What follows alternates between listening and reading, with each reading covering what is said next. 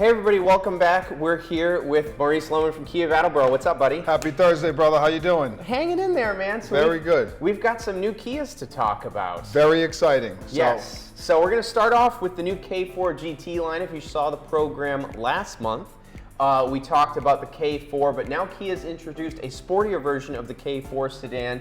It's very affordable, it's fast, it's good on fuel, and Maurice is going to tell us all about it. So let's start with the GT line. What can you tell us, Maurice?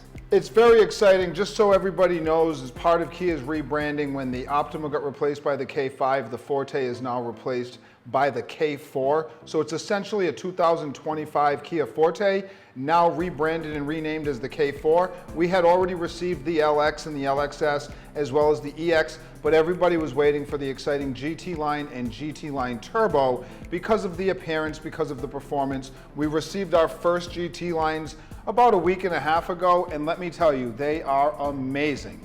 So they get up to 39 miles per gallon with the non-turbo. With the turbo, I'm really surprised. 36 highway miles per gallon, the 1.6 liter turbo.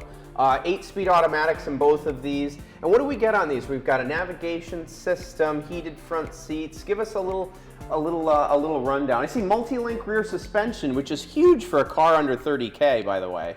So what they've done is they've really tried to blow everybody away in this segment and offer as many standard features as possible at that price point, like you said, below 30K. Yep. So what you get in a GT line is actually more than what you received in previous years. So you get the upgraded sound system available, the sunroof, the leather trim, the upgraded wheels.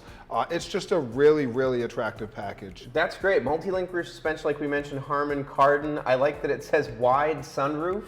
It is. It's a panoramic sunroof in the small sedan, so we hadn't had that before. It was only the single small sunroof in the previous model. Oh, that's great. Good to know. So as we move up to the turbo, you can also get all of those items, but I see we have a couple extra items that aren't available on the non-turbo. I see we got the sport pedals, LED fog lights, and then we have the LED cube projection headlights, which is pretty neat. Seeing as we have a little difference here in the front headlight design. By the way, the new design is really slick. I like the rear roof line. I like the new lights. It's very distinctive.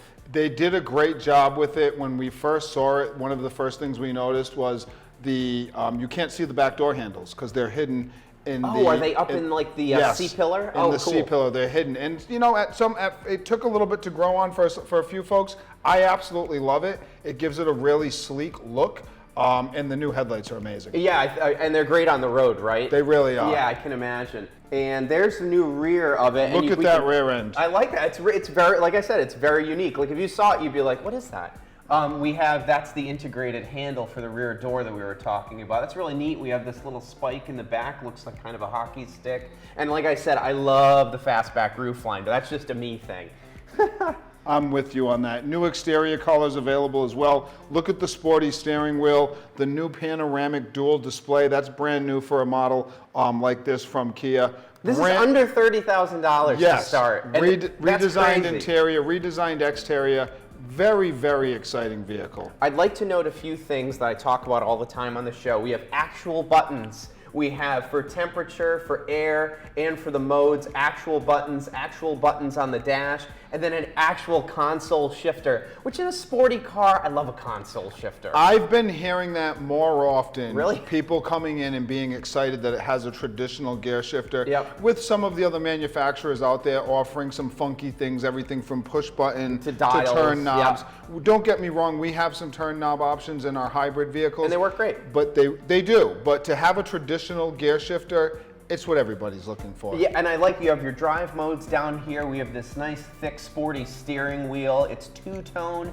And like I said, we've said before, this screen is eerily reminiscent of like all the new BMW designs, Mercedes-Benz E-Class. I mean, it's a very bright display as we've seen in the other vehicles. I'm glad that you said that because I've said this multiple times on this show.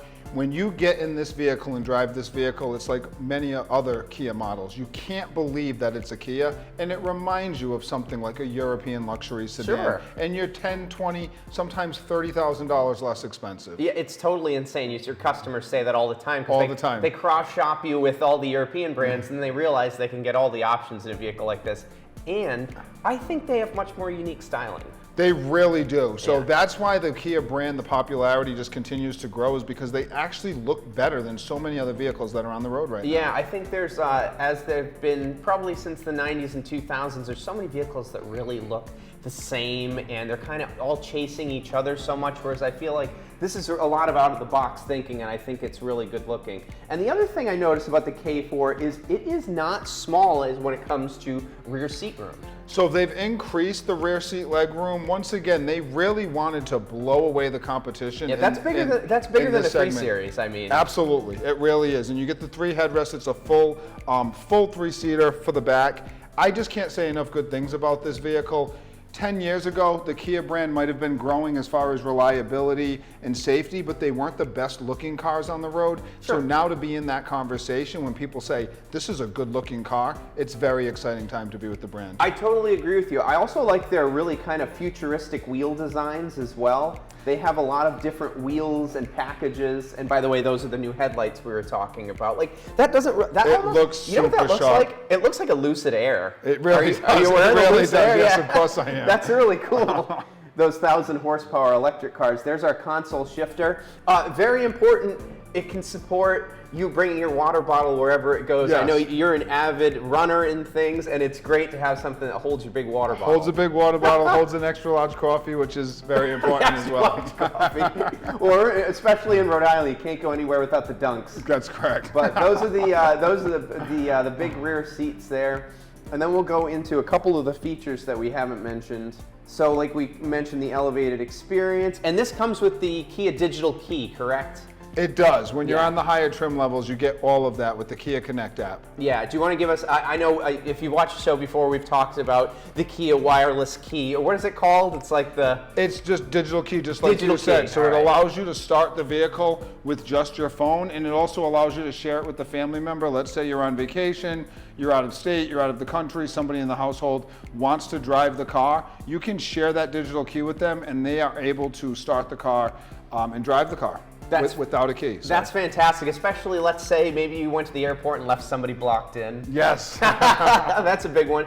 One thing I noticed when I was researching it was the remote start and climate control, which is really neat on some of the upper levels. You can go right on your phone, defrost the windshield, set how long you want the car to run, so when you get in it's nice and warm. And especially, you can't see where we are today, but we had our first snow of the season, and I would have liked to have this in my own car. That's one of the biggest benefits of the app, is being able to control the climate and the heated seats and such right from the app on your phone. So if you're That's really somewhere neat. where the fob is too far for it to work, the app will work, obviously.